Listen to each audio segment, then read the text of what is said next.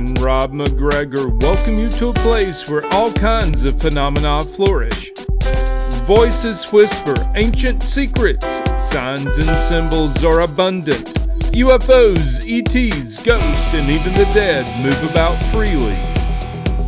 Here we meet authors, researchers, and investigators of the mysterious, the strange, and of the inexplicable anomalies that surround us. Step out of the everyday world and take a journey into the mystical underground.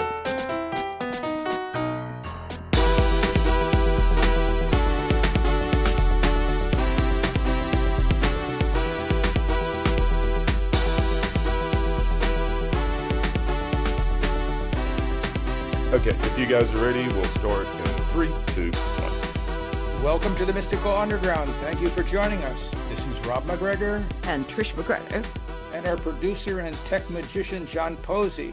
You can go to themysticalunderground.com, where we make regular blog posts, and where you can find out about our books. Among them are Phenomena, Harnessing Your Psychic Abilities, The Secrets of Spirit Communication, Sensing the Future, and Aliens in the Backyard. Our latest book is called Mind-Blowing Synchronicities, the latest science, stories, and research. Trish's latest novel is White Crows. Rob's most recent novel is called Tulpas, the story of mysterious beings created through deep meditation. Okay, if you are watching us on YouTube, we would appreciate it if you would take a second to click the like, subscribe, and notification buttons so you never miss an episode. If you prefer to listen to the show, it is available wherever you listen to podcasts, and please subscribe there. Okay, our guest today is Jeff Aronson, who wrote a novel called The Stellars. In the summer of 1982, Jeff was selected as a Presidential Management Intern and was recruited by the U.S. Air Force, where he held a top-secret clearance. He worked on special projects at several military installations across the country. In 1983, he was appointed to an assignment in the Reagan White House. After that, he accepted a position in the Pentagon for the U.S. Department of Defense. He left government service in 1988 and went to work in the private sector. Jeff has always been interested in the subjects of ufology, extraterrestrials, space exploration, time travel, and the multidimensional universe as it impacts the human experience and consciousness. The Stellars is his first science fiction book that is meant to open the eyes of people who have not delved too deeply into the idea of ETs and their interactions with humans. It's also for those who strongly believe this to be true and contemplate when this eventual big reveal will take place and how it actually may happen. Jeff resides in Florida, the home of the Kennedy Space Center. The combined number of launches from Cape Kennedy and the Kennedy Space Center exceeds 4,000 since 1950. Wow. Jeff watched his first launch on February 20th, 1962, with John Glenn aboard the Friendship 7 spacecraft. He has been looking up at the stars ever since. Welcome, Jeff. It's great to have you. Welcome, Jeff. Thank you very much, Trish and Rob. Appreciate it. And that cover is beautiful.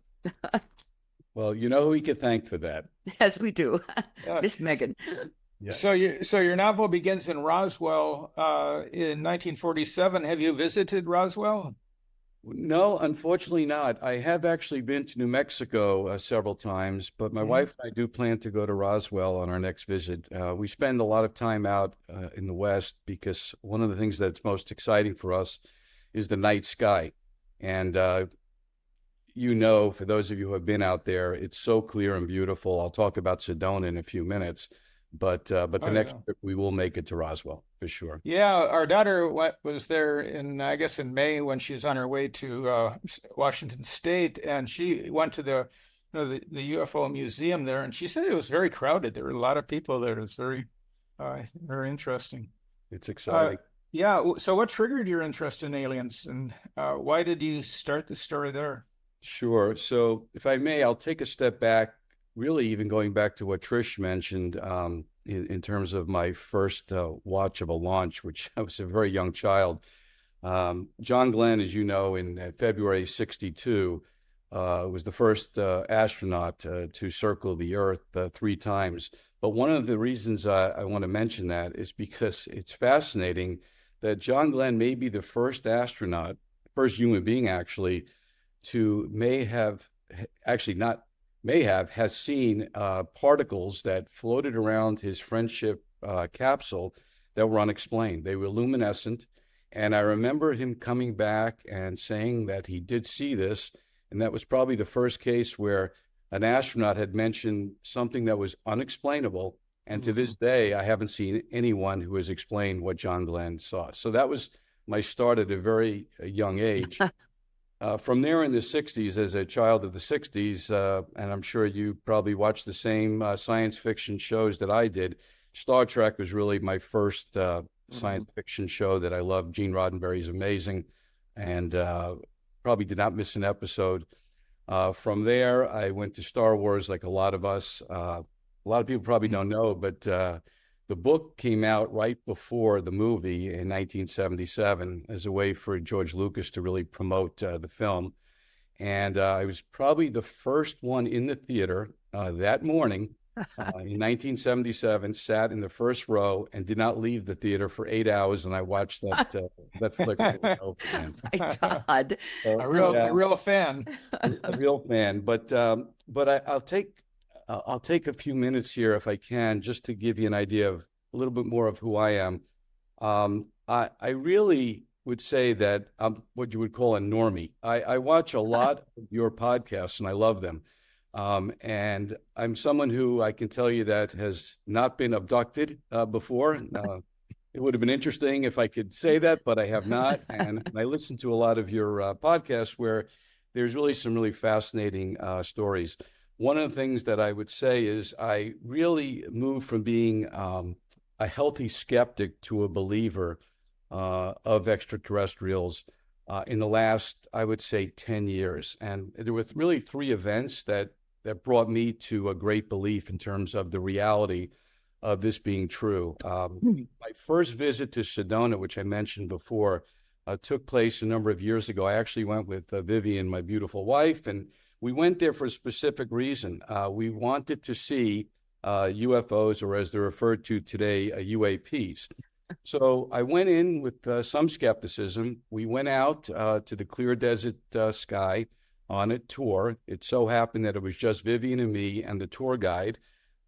We put on the night vision goggles, which you had a guest a couple weeks ago who related this exact same experience. And then we started to see objects in really about 60,000 feet and above. So as soon as we started to see them, I looked at my wife. I had to take the goggles off, looked at her. She looked at me and said, "Are we really seeing what we're seeing?" And my immediate thought was, how is this being staged? Is there something in the goggles that are, in fact, Rob, I think you mentioned that to your guest a couple of weeks ago. And there was nothing quirky about the goggles. In fact, I wore night vision goggles in the past, but these were really very sophisticated and updated now.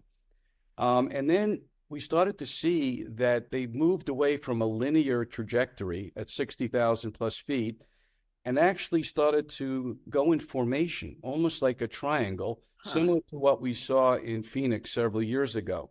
So it was unexplained to me. We went back to our hotel. We didn't sleep that whole night. I kept thinking, what just happened? But it really did confirm that they're out there. And as I mentioned too, unfortunately, living in Florida or anywhere really in the East Coast, or for that matter, in any city, it's very hard to look up to the night sky and see the stars. And I think it's almost a religious experience for people who have never seen them before, and you look up because you see a lot there that some people may not have ever witnessed in their life. So that was the first time. Second thing happened last year, exactly a month ago last year, during the congressional hearings. I'm sure we all watched that where David Grush gave his testimony. And that was fascinating to me because I had never seen anybody in front of, I think it was both House and Senate, but a combination, obviously, of Congress people and senators talking firsthand about a multi-decade program to retrieve and engineer UAPs. He was very open about it. I kept thinking they're going to pull the plug on this guy, but he kept going, and he talked even about finding non-human biological matter. That was an interesting term he used. So here he's in front of our representatives speaking firsthand about this. I literally got chills watching this. I did not move away from the television. So I thought, okay, now you have it out pretty much in the open, and he's not being cut off by anybody there. In fact, the questions from the representatives I thought were great too. If you ever have a chance, if you haven't seen it, go back and take a look at that. I'm really holding my breath to see if another congressional hearing like this takes place anytime soon. And then lastly, and we're all familiar with what they call the Tic Tacs. They've identified by the Navy pilots now for many years, over a decade. Working in the military, I could tell you that the pilots in particular are very conservative. If they mention anything about UAPs, there's a chance that they could even lose their position as a pilot. So what was surprising to me was that they were so open, and you've seen a lot of the video and heard the audio.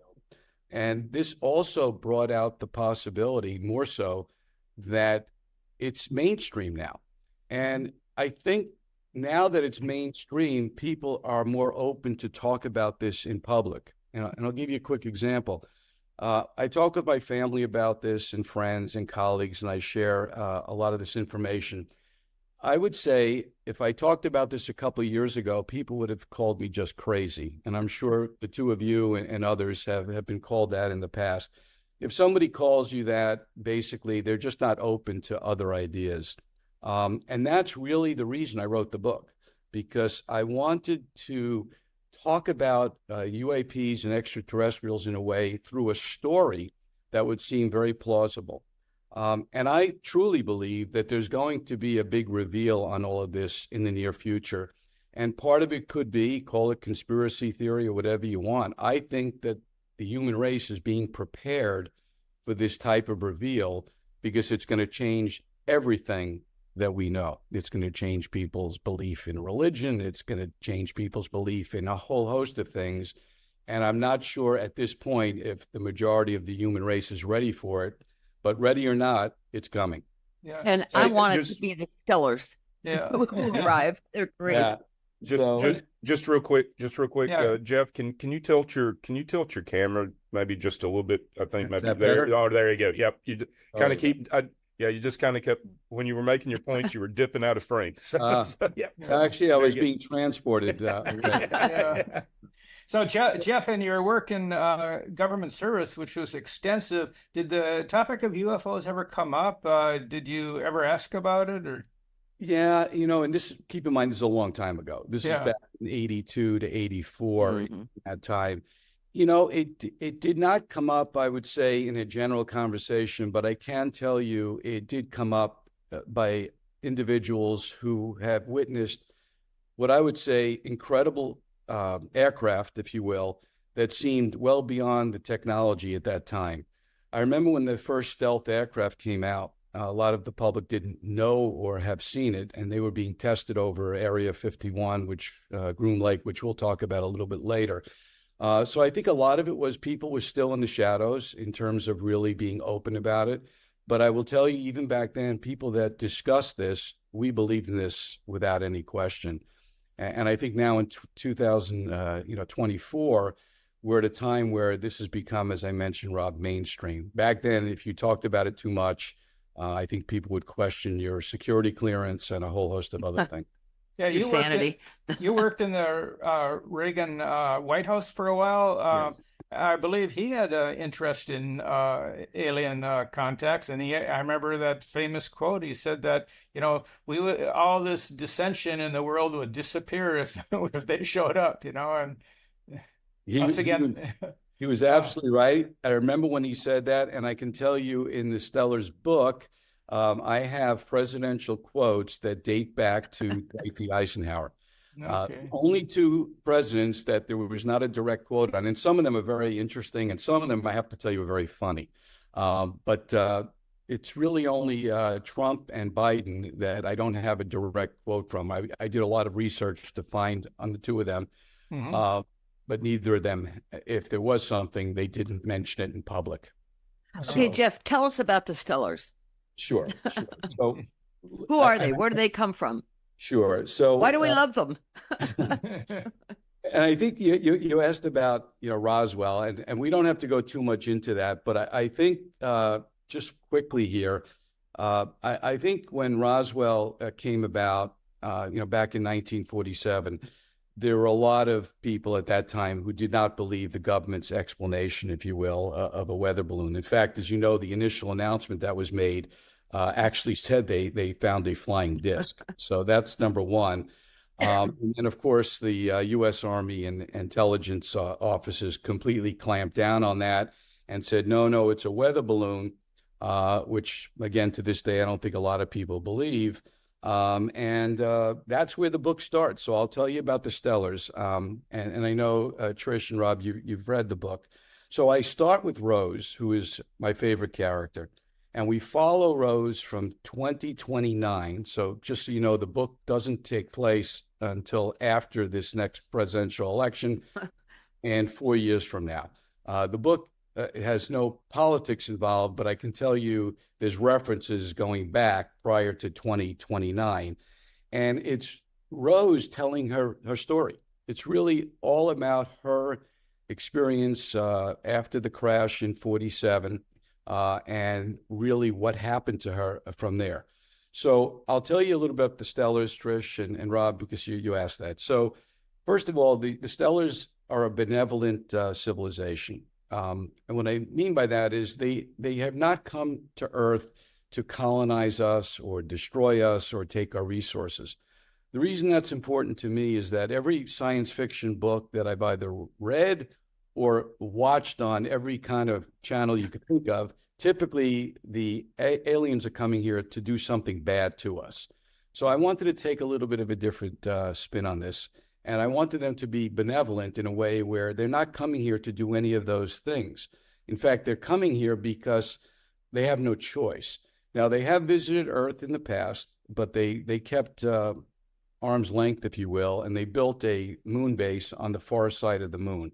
So they've been here for a long time, but not directly interacting with Earth and the human beings. The thing that's very important about the Stellars, too, is they're 1 to 2 million years more advanced than us. And that's important because when you look at interstellar space travel, and you know, of course, how long it can take to travel trillions of miles, having a long lifespan is absolutely critical.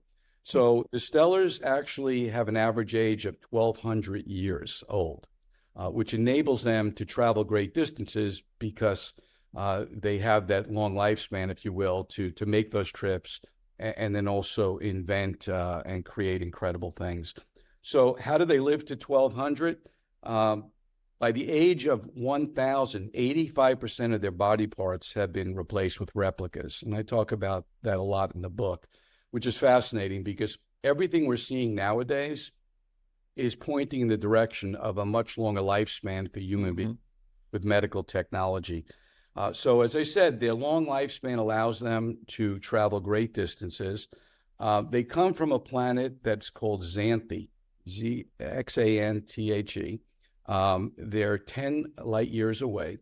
And their society, unfortunately, is going to be destroyed. And again, I don't want to give too much away in the book, but the meteors and asteroids, et cetera, that are going to hit Xanthe in 2056, it's going to completely obliterate their planet. So they have to look for other exoplanets, habitable planets, where they can move to. Earth is really at the top of the list for a lot of reasons. And that's really where the story takes place, 47 in Roswell and on, with Rose not knowing yet that her planet is going to be destroyed. And then subsequently, after she is, if you will, rescued from Area 51 by the president, now knows exactly what's going to happen. Where she spent 70 years, you might add. I should say that. She's the star of the story. She spent 70 years at Area 51. And it's really Jim Mitchum, the president of the United States in 2029, who makes the trip. He's a former astronaut, and he meets up with Rose. And he's a former astronaut who saw a UFO while he was up. UFO. Which, by the way, several other astronauts have claimed also that they have seen UFOs. So the story really takes off after she's transported to Area 51.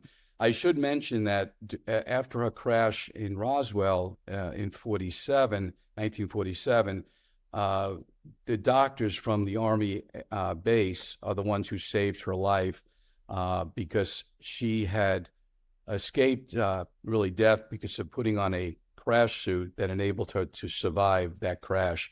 And then from there, they moved to Area 51. And she helped them in the surgery telepathically. We'll talk about that, correct. Okay. One of the unique features of Rose and the Stellas is they're telepathic. They actually communicate amongst each other telepathically. With the humans, less so. It depends on the individual and how much they want to invite them in, if you will, to that type of communication. And I think that it's fascinating to see as her character further evolves in the story, how she's becoming even more and more human. Because being 1 to 2 million years more advanced, you can only imagine being a highly intelligent individual, being what and how she survived and how she worked with humans during that time is also a part of the book. So,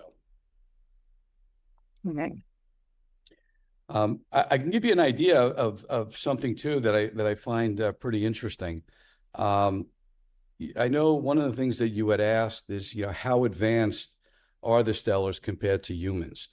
So think about it. It's very hard for us to think what life will be like on Earth if we even survive what's going to happen potentially on this planet in the next 1 to 2 million years. But I often think of something that I talked about with my grandmother a long time ago, because people that were born in this country, or for that matter in the world, anywhere, let's say in the late 1800s, they're actually the first people that experienced technological miracles.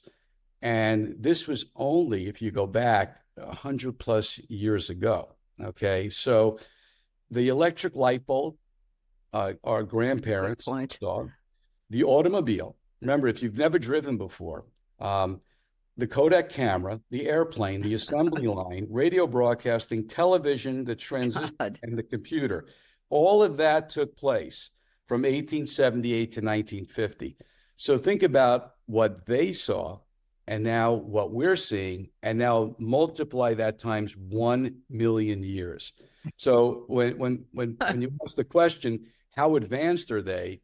Think about what we saw and they saw over the last 100 years and what 1 million years would look like.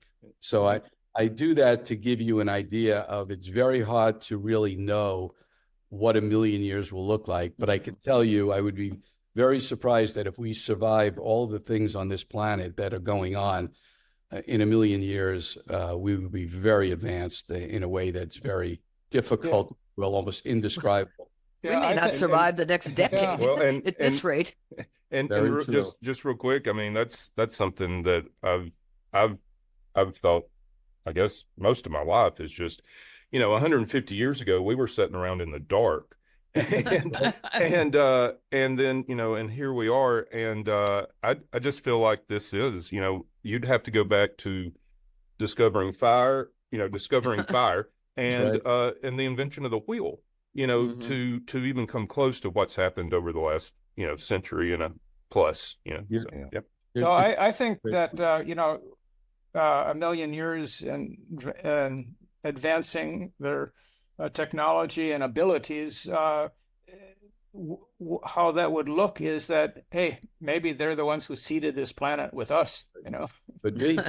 I think all of those possibilities are there. I think one of the unique things about what I believe would be true, at least my thoughts, is that I think when you look at the evolution of beings, even the Stellars on Xanthi, 1 million years or so prior, may have also been in similar situations that we are. So after the splitting of the atom, who's to say that the majority of civilizations that are out in the cosmos did not go beyond destroying themselves? Mm-hmm. So the reason I talk about a benevolent society is they would be the only ones that would have survived the warlike things that would have taken place on their planets or between other planets.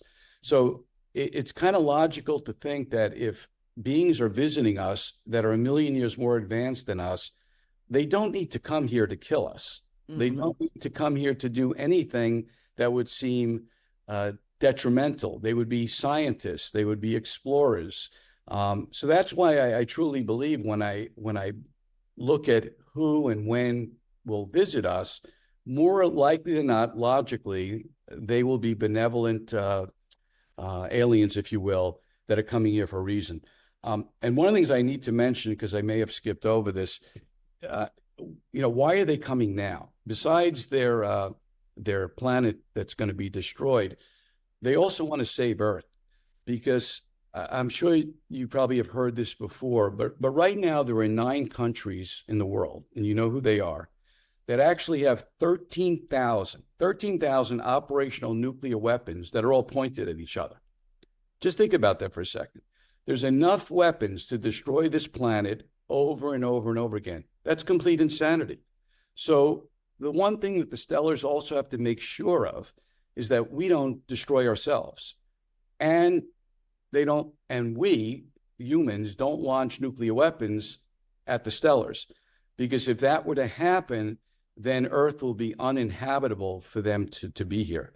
So it's not only because their planet is going to be destroyed, it's also that they want to come here and help us, the humans, get beyond really the horrific activities that are underway right now in this planet. And I'll throw one more thing at you. It's fascinating to me. You can't make this stuff up, but Putin actually threatened Ukraine with tactical nuclear weapons a few months ago. Mm-hmm. I don't know about you, but I can't sleep when I hear that, because if that were to happen, that will set in motion World War III, which potentially could be the end of this world. I laugh to myself sometimes how we go about our jobs and we live every day and do everything we can for our family and friends and whatever else. Yet the possibility of World War III, if you really look at it, is not too far off. Mm-hmm. And maybe it's going to take a society, a civilization like the Stellars, to help us move on to become a better race. And so the Stellars are now becoming a buzzword. but if you're under what, 30, mm-hmm. maybe 35, or let me flip that around. If you're over 35, 40 at this point, you grew up during the Cold War. That's right. And I think maybe maybe just kind of numb to the idea, because so much changed, from 1990 to, there was like a decade or almost 2 decades where no thought of, thermonuclear war, worldwide nuclear war. And I think it's hard for folks, folks over 40 to really, get their head, just in general, wrap their head around, because we got past that, but here we are again. Yeah. So kids in school now have drills for mass shooters coming into their school, right. But we had drills for nuclear weapons hiding under our desks in the 1950s. Yeah, I was just thinking the same thing. I went to PS 113 in Queens, New York, and I recall, Rob, exactly that, where we had the bomb shelter signs. They were, of course, to go to the basement, and the teacher saying, "We're now going to prepare." Think about this: if this was said today, we're now going to prepare in case we get bombed, and we would go under our desk and hold our heads down for years. And even then I was thinking, the little I knew of nuclear weapons, I don't think putting them under my desk is going to save us. Go ahead, Rick. Hold your head and kiss your ass goodbye. Yeah, right. Yeah, might work for a tornado, but not for a nuclear attack. Yeah. Hey, even in Venezuela, we went under our desks because Cuba was closed. That's right. thousands of people also dug these bomb shelters in their backyards, and I've often wondered, where are those bomb shelters? Are they still there? Well, you know what? It brings up another interesting point, and it's part of the story where I talk about the wealthy elite class multi-billionaires that actually, Rob, have spent, Zuckerberg, for example, and others have spent hundreds of millions of dollars to build shelters in very remote places of New Zealand and Hawaii for this very reason. So there's still the belief today that we could survive, if you will, if you have the right bomb shelter. The right food. The right food. But what people often forget, which is interesting, is, and maybe they don't forget it because they're just thinking myopically, I'm going to save myself and my family, is that what is this world going to look like, God forbid, if something like that happens? So preparing for it is also a degree of somewhat insanity, thinking that you can live underground and then come out in a few days and everything's going to be fine. Well, and you know what's crazy? I just remembered, when right after Russia invaded Ukraine, I can remember, speaking of New York, I can remember that I don't know if it was the governor, I don't know if it was the governor or of New York State or the mayor of New York City actually had a plan published and reported on local media, on how to secure yourself in your apartment in case of nuclear attack. That's 3 years ago this happened. It's crazy. Yeah, I wish they would spend more time thinking about how to demilitarize the nuclear weapons. I think there you go. Makes sense. Yeah. So. Well, I have one question. You have Rose becomes close to a golden retriever that the president owns, Nomad. Yes. So tell us about that relationship, because later on the Stellars help Nomad. Sure. So being a dog lover, Nomad is always at President Mitchum's side, and he's a wonderful, loyal dog. He actually travels with President Mitchum. He seems to be around in almost every scene that takes place in the book. Goes to Area 51. He goes to Area 51 on the Gulf Stream, as you read, and he seems to be a very perceptive dog, especially when it comes to meeting foreign dignitaries and eventually meeting Rose. For example, funny enough, while we're on the subject of just quickly here, Russia, when he meets the Russian president for the first time, he's snarling and growling at him because he believes that he's not necessarily a good person. However, when he meets Rose at Area 51, he immediately warms up to her, and they establish a very, what I would call, beautiful bond between the two of them. One of the other things that Rose is capable of doing is through her ability to read people's minds and communicate with them telepathically. She can also telepathically communicate with Nomad. Yeah, hey, here's a little synchronicity here. When you mentioned dogs, Nigel lifted his head up, and Nigel cannot hear you because Trish and I are both wearing headphones. Wow. Yeah, he's definitely telepathic. He lifted his head and looked around and then laid it back down. That's amazing. So Nomad, I'll just tell you a quick funny story about one of the first friends of mine that read the book. He was traveling actually transatlantic on a ship from Fort Lauderdale, Miami, and he was going to be at sea for many days. So I gave him a transcript of the book, and his name is Lewis. And I said, if you can just do me a favor, this is back several months ago before it was released. I said, can you please read the book? And he's a great guy. And he said to me, Jeff, in all honesty, I don't want to read. I don't want to watch television. I don't want to do anything but enjoy this cruise. I said, just do me a favor, take the book. Anyway, he does that, and he reads it in 2 days. I didn't know this yet because I'm not going to see him in 3 weeks. So he comes back and he calls me up and he goes, I have to tell you something. I go, what? He goes, I read the book. I said, incredible. He goes, I love it, but I have to tell you who my favorite character is. I go, who? Is it Rose? Is it Jim? He goes, Nomad. He goes, I love this dog, And I hope that in whatever else you write in the future, we learn more about Nomad. Now, one of the things that Trish just asked, and I have to address it, is that, of course, dogs live shorter lives than we do. But the Stellars have a way that they can prolong life. However, they're not going to share it with the humans because there's 8 billion of us, and God forbid, we grow to 10, 12 billion, and we still haven't resolved all the issues on this planet. But she does share it with Nomad, and lo and behold, it adds several years to his life. The gray in his beard starts to fade, and he has some more time to live. Nigel needs that. He needs for that gray to fade. Well, I think that if this was available, I'd rather it be for the pets, actually, in some cases, than for Definitely. until we're ready for it. So Nomad's a very special character in the book. Yeah, I was just thought I would share that when Nigel reacted, Buddy the knucklehead over here just That's his boxer. completely psyched out. No, absolutely no, nothing going on there.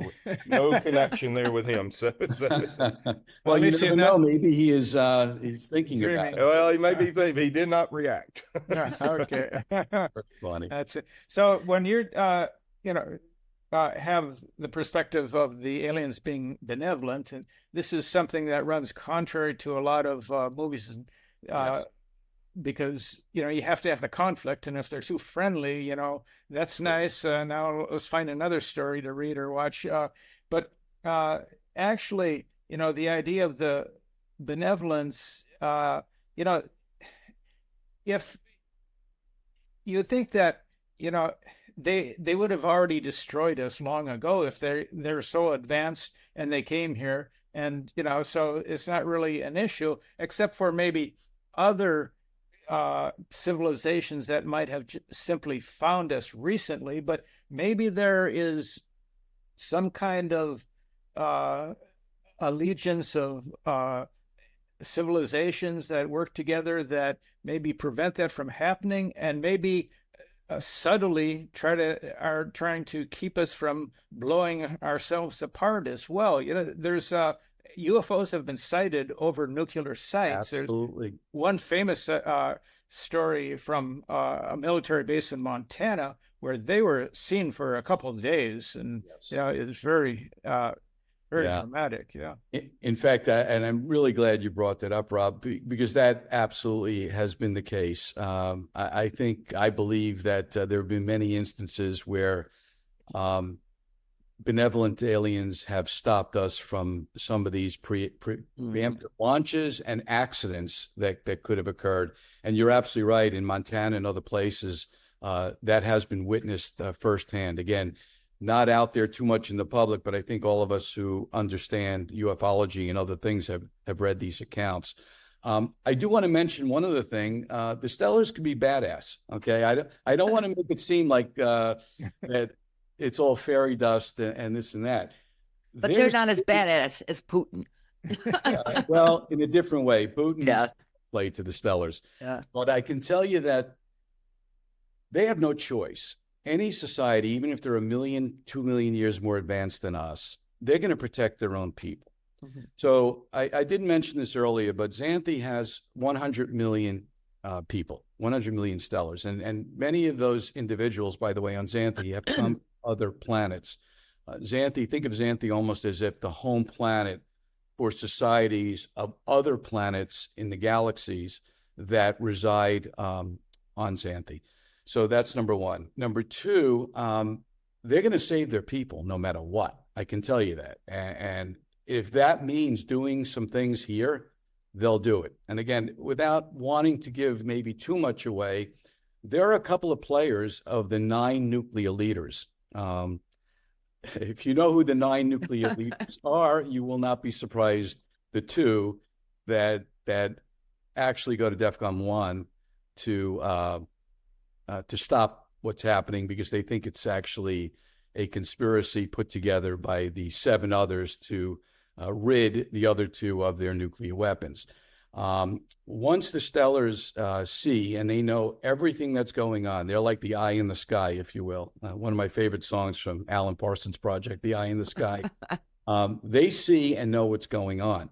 So early on in the book, two of these leaders decide, as I mentioned, to position their nuclear weapons in a very dangerous way. The Stellars. Come on, Jeff, tell us who they are. You want me to? Yes. Okay. In North Korea and Pakistan. Okay. By the way, a couple of people who have read the book said they didn't even know that this country or that country had nuclear weapons. So it's very interesting you mention the 9, that not everybody even knows who some of them are. They all know the United States, of course, and Russia and China, but some of the others they don't know. So the North Korean president and the Pakistani president decide to get together and do something about this, because they truly believe that this is not coming from aliens, but from the United States. Once the Stellars see what's happening, they put both leaders in what I would call a stasis, an induced coma. They don't kill them, but they put them in a position where they are no longer going to be active in threatening the others. I can tell you, when the other 7 world leaders saw and understood what happened, they backed down. But so the leaders of these other countries are falling in line, realizing over time that this is happening. It's inevitable, and you can push back all you want, but the Stellars are coming. What's interesting, too, a subplot, is that several of the world's billionaires get together, and they're actually part of a group called the Syndicate, spelled with a K, Syndicate. They have the most to lose. And we haven't talked about this yet, but think about it. Who would have the most to lose on this planet if an alien civilization comes to Earth? Even though they can produce and help us produce food to feed the world, create housing, energy, environmental pluses, you name it, they have the technology to do it. But if you're a multi-billionaire, everything's about, and again, not all billionaires are like this, but there's a select group that I point out called the Syndicate, as I mentioned, that want to stop this from happening, because they are going to lose their power. Vivian and I talk about all different scenarios. One, which is pretty radical, is what if human beings, for example, didn't have to worry about food? You think about why we work and what we do and everything. Typically, it's for food and for housing and for security. But if those 2 or 3 or 4 things are taken away, then you can really focus on the greatest energy of all, which is creating. And the Stellars have been able to do that, but the Syndicate on this planet are going to be threatened tremendously, because who needs them? Their money, by the way, is not worth anything anymore. If tomorrow the US dollar, or for that matter anything else, was not worth the paper that it's on because you don't need it, then who loses in that? And it's the people that control the wealth, et cetera. So again, not to go too much further into that, that's the subplot of the rich and powerful who want to stop the Stellars from coming at all costs. And maybe that's why Jeff Bezos will not allow thinner margins on the paperback. Yeah, he's stopping his book from coming out. Whoever created that thing needs to go look at, what was it, D to D, which is much easier to do. That's very funny. So anyway, that's an important part of what takes place in the story, because I keep going back to all of us. What would happen tomorrow if you knew, and we all believe this on this podcast, but if everybody knew that extraterrestrials not only exist, but they're coming here, they've been here, and they're coming here to make our society better, it will change everything that we've ever known and everything that we will know. Well, especially because they're going to come here to settle. That's right. So that's a whole other. Right. So chapter. I think those billionaires, though, would be riling up the average person, to saying, this is the worst immigration ever, aliens. Aliens. There's not a wall big enough to stop the Stellars from coming. Right. I will tell you that. But it is important, just to always, I try to always ground myself back in the reality of today and what would happen. Because I think a lot of the things that, that are going on, we're sometimes just aloof to it because it's overwhelming. Mm-hmm. And the question is, what would change everything that we know in a better way? And that's why I go back to what we talked about at the very beginning. I think it's a benevolent civilization coming here to do that. And Trish, I just want to address something you mentioned. Where would they live? It's an interesting idea. There were science fiction shows written over the many, many years where aliens have lived in New York City and elsewhere. Mm-hmm. But the issues that come up with that are very interesting too, because, just think about, I think, John, you mentioned, what would it be like if we were living with cavemen, back in time?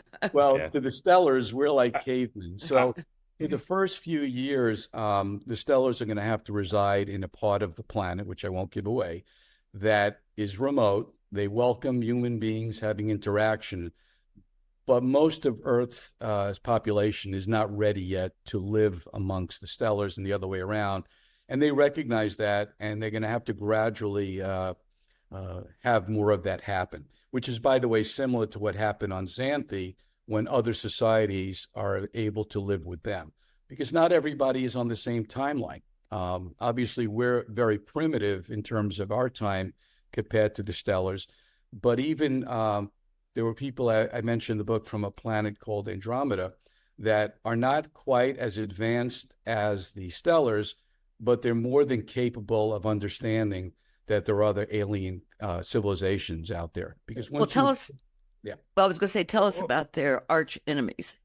Well, real quick before we get into that question, can I ask? And I have not read the book yet. I'm waiting on my autographed copy. You're getting it. Yeah, but do the Stellars is it potentially the Stellars need to terraform the planet before they can live on the surface? If you're talking about Earth, the answer is no. Okay. Yep. It's a great question there, John. But no, Earth is more than suitable for them to live, but they can terraform other planets. But if you're going to move 100 million people, means you better be doing your work. You're looking for a very specific spot, right? All right. Exactly. Sorry, Trish. Oh, that's all right. No, it's a that's a good question. It's a really, really good question. So every civilization has a nemesis, right? And Rob, it gets right to your point. And I think the reason a lot of us enjoy science fiction, unfortunately or fortunately, is the action that takes place. Mm-hmm. And a lot of that action is battles and all the other things. And again, I can tell you book one does have action in it, but it's not the Star Wars type where people are firing off, laser beams and all this other stuff, and it's a war. However, the Stellars do have a nemesis. They're called the Zorgons. The Zorgons are not as advanced as the Stellars. They are reptilian creatures. Their planet is much more warlike. And again, actually, this is an interesting difference from what I described earlier. If you're a Star Trek fan, of course, you know about the Klingons. The Zorgons have been able to survive. It's really survival of the fittest amongst themselves, but they are a warlike planet. However, they have advanced technology, and for many, many hundreds, if not thousands of years, they've wanted to conquer the Stellars and really take their technology and use it for their own purposes. They send out probes from their planet, etc., and they finally realize that Xanthi is going to be destroyed.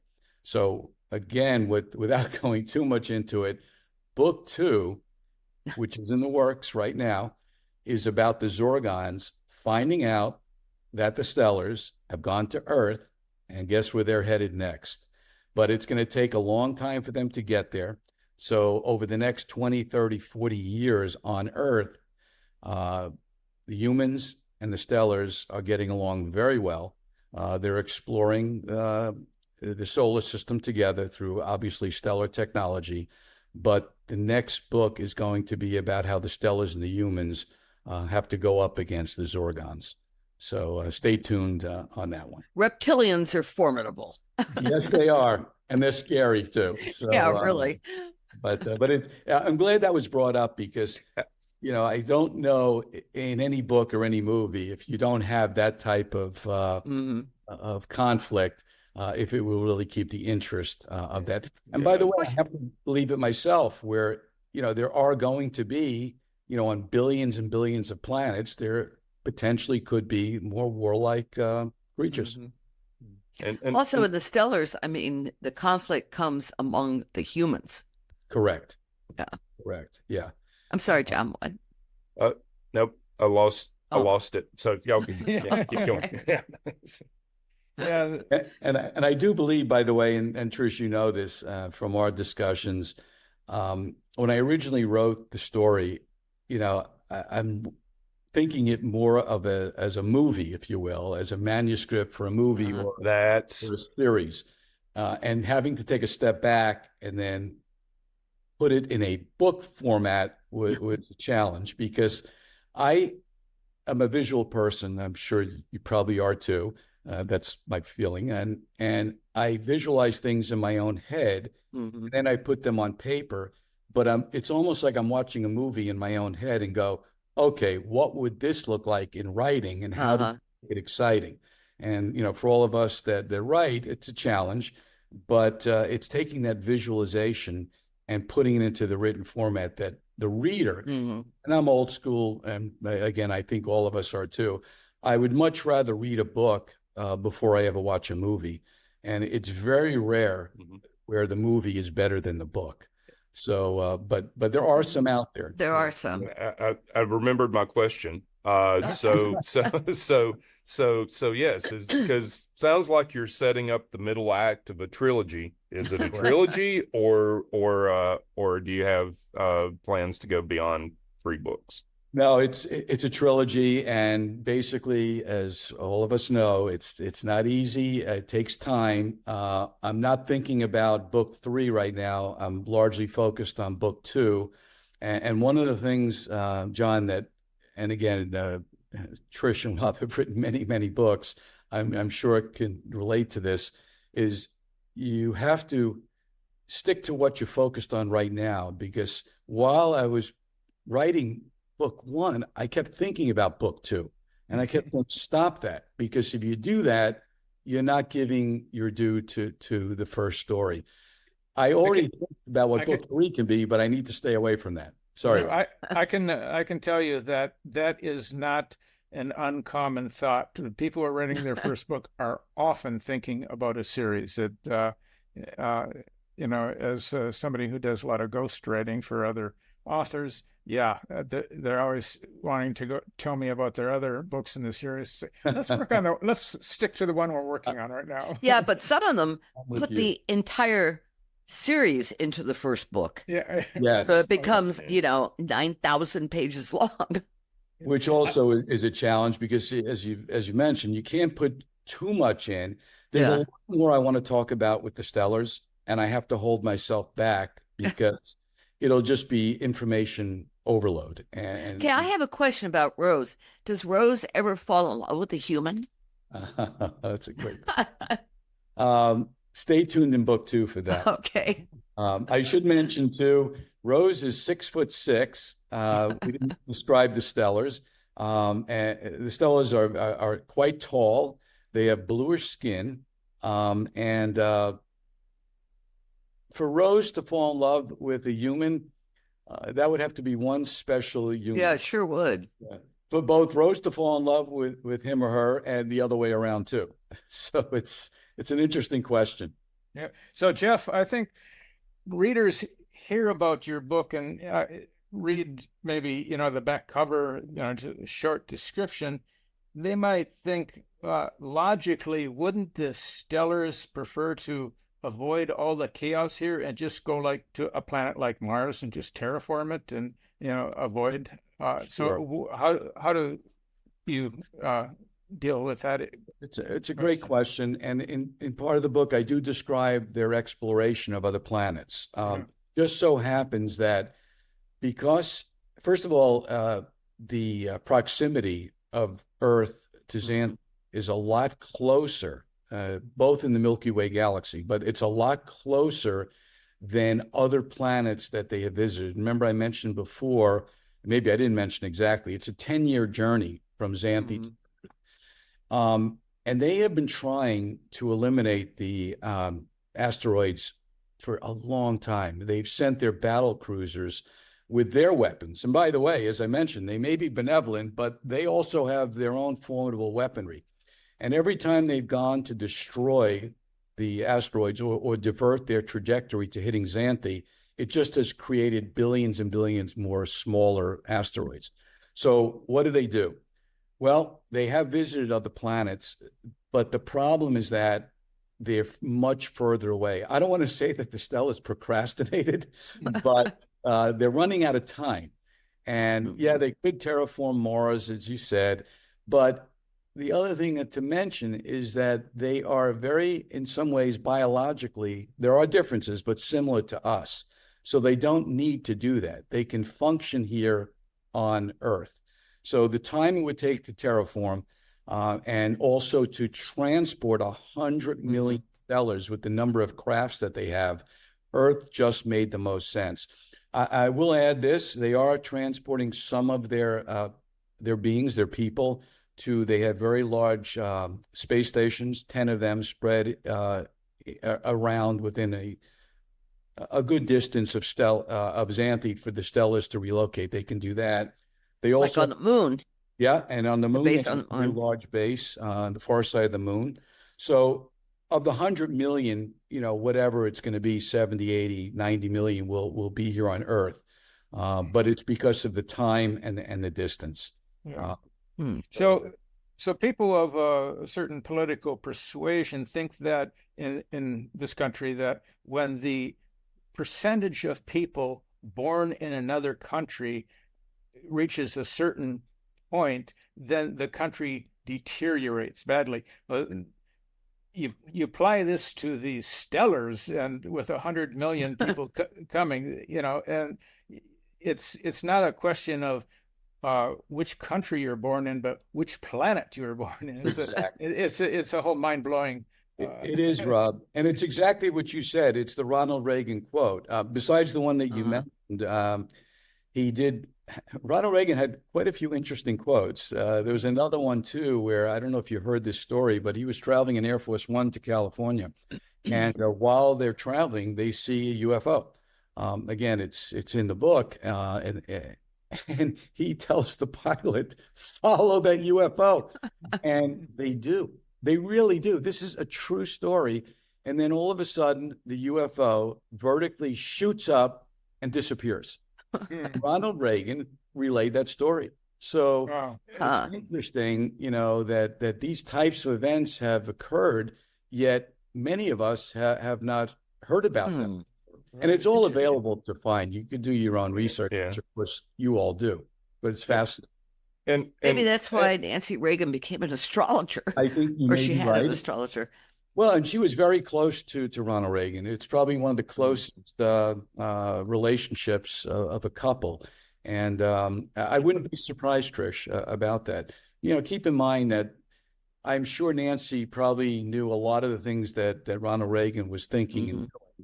And if she heard from him, she may have been on Air Force One that took place. Why wouldn't that be something that she would pursue? I also just wanted to throw out that if you've got refugees coming from another planet, that is way more interesting than coming from another country. So, yeah. Right. Yeah. And, but, my thought is that I don't think the, immigrants make our country less, but maybe when a percentage of lawyers in the country reaches a certain level, then there might be an issue. I agree on that one. As we've all heard, lawyers are deal breakers, not deal makers. And the Stellars don't need them. The Stellars don't need lawyers because they're not suing everybody left and right. Yeah, that's true. No, That's but good. it really does get back to, contributions. You could make the case, obviously our country was created literally by immigrants coming from all over the world. And I think when a civilization like the Stellars, for example, are coming here to contribute, that's what they're all about. Uh-huh. So I don't see why anybody would be threatened by that. It's contribute. Are they contributing or controlling? That's the whole issue. It's a great point, and the syndicate would agree with that, which is they're coming here to control us. Whereas, if you're living, let's say, it's part of the book where the Indian prime minister, India, by the way, is one of the other countries, one of the 9 in the world that has nuclear weapons. She's very, very interested in seeing immediately how the Stellars could improve food production in India to reduce famine. So it depends on the country you're from, but I think certain world leaders are going to be very open, again, getting back to the Stellars, as opposed to others who will feel more threatened. But I think the syndicate,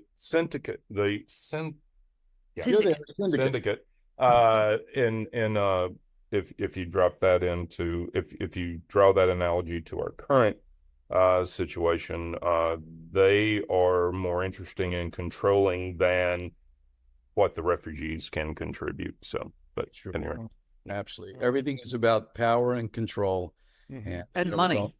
Well, and that's it, because he controls the money supply, and you could even give again, not to go too far afield here, and I don't know how you feel about this, but if you understand and really participate in what's going on with Bitcoin, just as an example, Bitcoin is a tremendous threat to countries and the monetary supply, because we can print dollars all we want, and we do it all the time.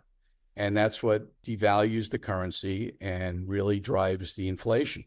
Bitcoin is a technology that is not controlled by any central government. And again, not to go too far on this, I bring it up because the question always becomes, if a new technology is brought in anything, who is it threatening and who's it helping?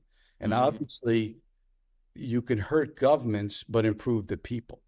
And sometimes those are not in line. And only when they're in line where you're going to have an improvement in humanity across our planet. And to kind of wrap it all the way back around, that's where the discovery of fire, the invention of the wheel, disrupted how people lived at that time. And that's what we're seeing right now. And that's what we've seen over the last 100+ years, is disruption of the norms. So absolutely right. But the Stellars will disrupt it a good way. They're the disruptors we want. That's right. They better get here. Thank you, Jeff. This has been a great this conversation. has been great. Okay, tell really, people really enjoyed it. Where they can find your book, your website, all that stuff. Sure. So the website is being created as we speak. It's going to take a little while longer to do it, but the website, and I'm going to read this off to you because it's very easy.